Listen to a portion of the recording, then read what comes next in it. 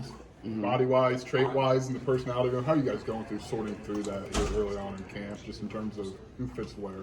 You talking about on special teams or the tight ends? Tight end side. Yeah, so obviously everybody in that room's got a different skill set, right? So, I think they're all playing well for what they are, and we're gonna ask them to do, different things throughout the season. Like some guys are really good at inline blocking, some are versatile, can be off the ball guys and stuff like that, and some of them are really going to help us in the pass game, so we're going to lean on them for what their strengths are. Special teams wise, I know in the spring we talked about the turnovers you guys had as returners. What's been the emphasis of cleaning that up this offseason? Well, we work on it every day, guys catching balls and just good fundamentals and elbows in and all that stuff and on the catches, and I feel confident about where those guys are at.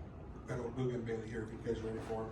I guess Barry talked about tight ends, just like you have to recruit the position to get guys with different bodies and skills. Yeah. And like, how important is that just to have a mix instead of just maybe pigeonhole a couple different pass catchers, blockers? Well, no, it's good because especially out of as much as like 12 and 13 personnel and how much we use our tight ends, I think that's a big thing is having guys that can do different things, and you need guys to go block the C gap, but you need guys to be a vertical threat in the pass game too. So having different guys that can do that is a big deal for us. And tight end is a big, high school recruiting is a big projection deal, right? You look at the recruiting rankings, the top guys don't always end up being the top guys in college because there's so much development that takes place in that. So part of the recruiting process of that is how do you see those guys developing? Is there a challenge in coaching that position where maybe the difference from guy to guy is maybe wider than in a different position group?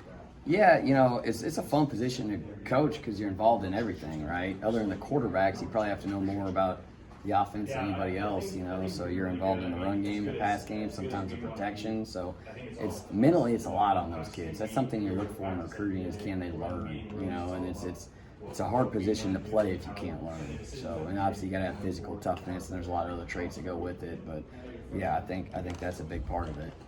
How's the competition with Ethan and David going through the early parts of camp here? Yeah, all three of those guys have been good in camp. Like, David's had a really good camp, and and Ethan's been really good. He's got a big time leg, just as David does, and Fabrizio's been good as well. So, yeah, it's been a competition. I couldn't say who our guy's going to be right now, but those guys are all playing well. I mean, last year you split, like Caleb handled point afters, David kickoff. Would you be interested in doing a split duty type thing? Yeah, whoever's the best one's going to play. If the best kickoff guy is also the best field goal guy, that's how we're going to do it. If it's different, then that's how we'll do it too. So, we just got to make sure we're doing a good job of taking care of legs, and we need those guys to be at their best when we play Eastern Illinois, not tomorrow. So that's a big part of that thing too. What's maybe the process behind going after Ethan? Yeah. To bring him on board? Well, in my opinion, it's always best to have three specialists at each spot, right? 3 kickers, 3 punters, 3 snappers. So we had a bonus with Fabrizio, right? Because he does both. So we had a bonus with that. It's important for multiple reasons, right? To have live kicks and punts in practice is a big deal for the returners to catch, and you can't always have your starters doing that, and then so that it's not like if a few guys get hurt, you can go pull, Xavier Scott out of the DB room and say, hey, go punt this week. You know what I mean? You just can't do that. So, it's important to have depth in those spots. And so we identified that as a position in need. And, obviously when he went in the portal, he was super talented and had a few conversations with him. He seemed interested and kind of went from there. But it was a really good get for us. It seems like you have 3 guys. From what we can see, 3 guys that are rotating mostly with the ones at tight end. Yeah. What's each one of those guys bring to the position? Yeah, so I think Tanner can kind of do it all. I think I would say Tanner Arkin is one of the toughest kids on our team at any position. Like physically tough, he's incredibly intelligent.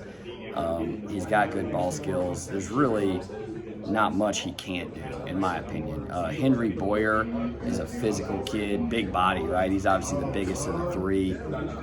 He's got really good ball skills, right? And I don't think he gets enough credit for that, but good route runner and all that in the pass game. But he's a really good inline blocker type guy, which you need. Like that's hard to find those guys that can do that. And then obviously Cole is a good stretch to the field, really good ball skills, good receiving skills. because he's got, he's savvy, right? He's got a natural feel for that stuff, and he does a really good job on that. Thanks, Coach. Thank